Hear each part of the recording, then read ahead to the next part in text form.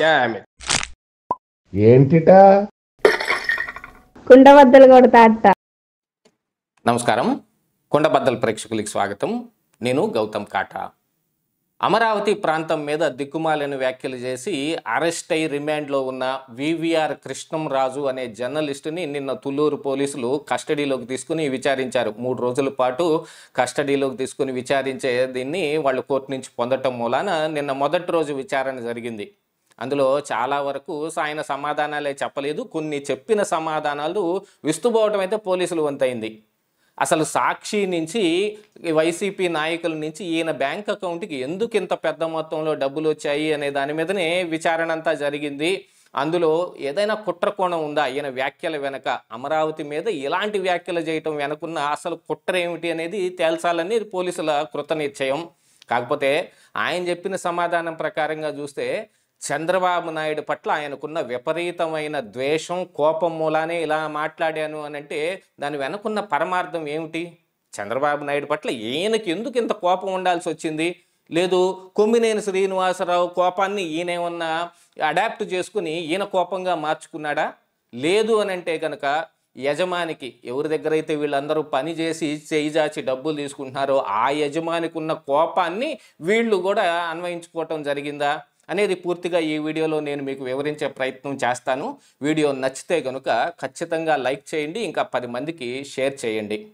మన కుండబద్దల ఛానల్ని ఇంకా ఎవరైనా సబ్స్క్రైబ్ చేసుకోకుండా చూస్తూ ఉన్నట్టయితే కనుక మన ఛానల్ని కూడా సబ్స్క్రైబ్ చేసుకుని బెల్ సింబల్ను కూడా యాక్టివేట్ చేసుకున్నారంటే చాలా త్వరగా నోటిఫికేషన్లు మీ దాకా వస్తాయి. సో ఆ విధంగా కుండబద్దల్ని కంటిన్యూ చేయవలసిందిగా కోరుతూ ఉన్నాను.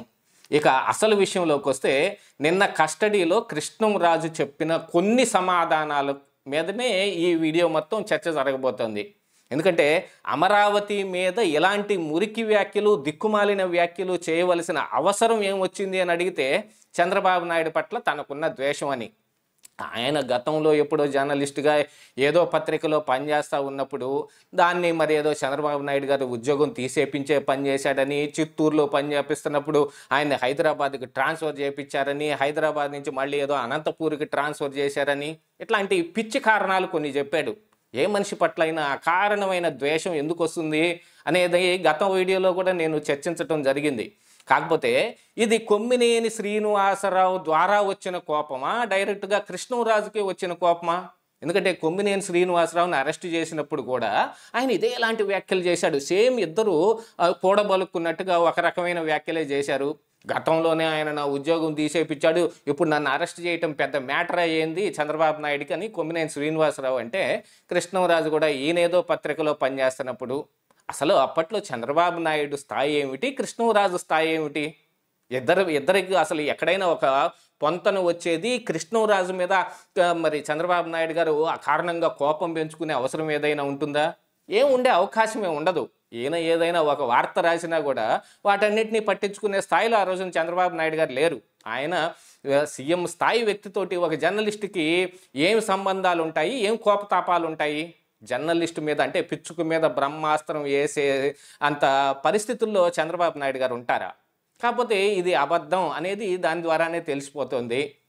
కాకపోతే ఇక్కడ సాక్షి టీవీ నుంచి కానీ లేకపోతే వైసీపీ నాయకుల దగ్గర నుంచి కానీ ఈ కృష్ణంరాజు బ్యాంక్ అకౌంట్లకి వచ్చిన డబ్బు మీద కూడా చాలా రకాలైన అనుమానాలు వస్తూ ఉన్నాయి.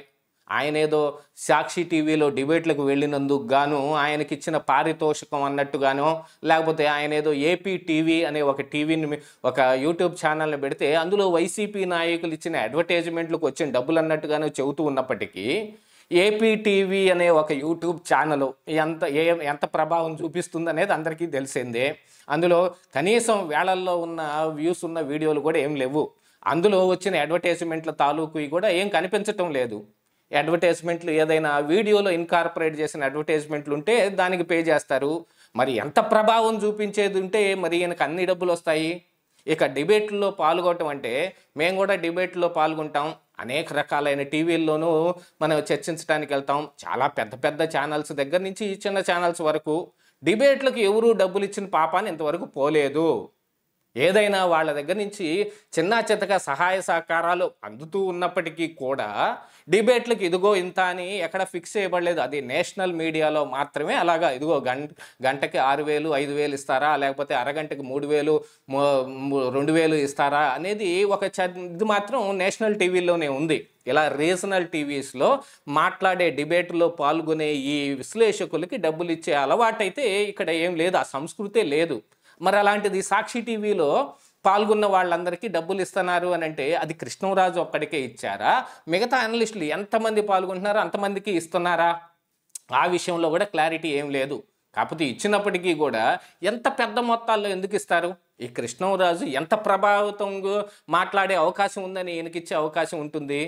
కాకపోతే ఇలాంటి వ్యాఖ్యలు చేయించడానికి వాళ్ళు ఏదనుకున్నారో దాన్ని ప్రమోట్ చేయటానికి ఇది సాక్షి టీవీ మీదకో వైఎస్ఆర్ కాంగ్రెస్ పార్టీ నాయకుల మీదకో రాకుండా ఉండటానికి ఇలాంటి ప్రైవేటు వ్యక్తుల చేత ఈ వ్యాఖ్యలు చేయించడానికి డబ్బులు మరి పెద్ద మొత్తంలోనే ఇస్తారు.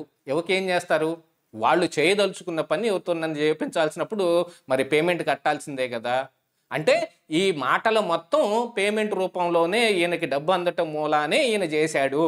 అంటే ఈ వ్యాఖ్యలు వెనుకున్న అసలు కుట్రదారులు కొమ్మినేని శ్రీనివాసరావు అయినా అయి ఉండాలి, లేదు సాక్షి టీవీ అయినా ఉండాలి, లేకపోతే వైసీపీ నాయకులైనా అయి ఉండాలి. ఇవన్నీ కాకుండా కృష్ణంరాజే మాట్లాడాడు అని అంటే యాక్చువల్గా ఈ కేఎస్ఆర్ లైవ్ షోలో ఈ కృష్ణంరాజు మాట్లాడిన మాటల తరువాత కూడా ఈయన 4-5 వీడియోలు మళ్ళీ రిలీజ్ చేశాడు. ఆ వీడియోలు ఎక్కడెక్కడి నుంచి వచ్చాయి, ఏ ఐపీ అడ్రస్ల నుంచి వచ్చాయి, ఈయన అప్పుడు ఎవరితోటి ఫోన్ కాల్స్ మాట్లాడాడు, అసలు ఈ డిబేట్కు ముందు కూడా ఎవరితోటి చాటింగు ఫోన్ కాల్స్ మాట్లాడటం జరిగిందనే వ్యవహార శైలిని కూడా బయటకు తీసి ఆయన ముందు చూపిస్తే నీళ్లు నవ్వటమే, అంతకు మించిన సమాధానాలు ఏమీ లేవు. ఖచ్చితంగా ఇలాంటి వ్యాఖ్యల వెనుక ఓ పెద్ద కుట్ర కోణం ఉంది అనేది మాత్రం సుస్పష్టంగా తెలుస్తుంటే కొమ్మినేని శ్రీనివాసరావు కంటే ఓ పక్కన బెయిల్ వచ్చేసింది. ఆయన కోసం జగన్మోహన్ రెడ్డి అంతటి వాళ్ళే, భారతీ రెడ్డి అంతటి వాళ్ళే పూనుకొని నాకు ఈ బెయిల్ ఇప్పించారు, నాకు పునర్జన్మనిచ్చారు, ఈ జీవిత చర్మాంకంలో నాకు ఇలాంటివి అవసరమా అని కొమ్మినేని కంటనీటి పెట్టుకున్నా దాని మీద కూడా మనం మరొక వీడియో చేయవలసి ఉంది.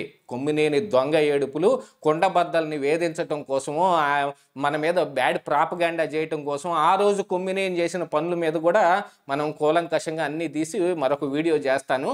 ఆ వీడియో కూడా అతి త్వరలోనే వస్తుంది, దాన్ని కూడా చూడవలసిందిగా కోరుకుంటున్నాను. ఇక ఈ కృష్ణంరాజు వ్యాఖ్యల విషయానికి వస్తే దీని వెనకైతే ఖచ్చితంగా కుట్రకోణం కనిపిస్తోంది. దాన్ని కృష్ణంరాజు అడ్మిట్ చేస్తాడా చేయడా, చెయ్యకపోతే పోలీసులు దీన్ని ఎలా ప్రూవ్ చేస్తారు అనే దీని మీదనే ఇప్పుడు ఈ కేసు అంతా నిలబడి ఉంది.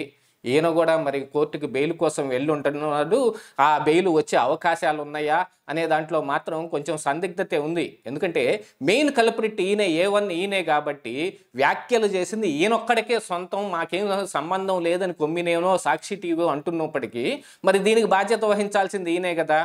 మరి అమరావతి చుట్టుపక్కల నిజంగానే ఎయిడ్స్ నియంత్రణ కేంద్రాలు కానీ ఎన్జిఓలు ఏ ఆఫీసులు పెట్టాయనే సమాచారం ఆయన దగ్గర ఉందనేది కూడా ఏం చెప్పలేకపోతున్నాడు. అంటే ఈ వ్యాఖ్యల వెనక సాక్షి టీవీ నుంచి వచ్చిన పెద్ద మొత్తంలో ఉన్న డబ్బే కనిపిస్తుంది. అంటే క్విడ్ ప్రోకో రూపంలో జరిగిందనేదే సుస్పష్టంగా తెలుస్తుంది.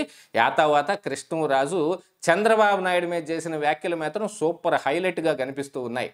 ఇదే ఈరోజు కుండబద్దలు.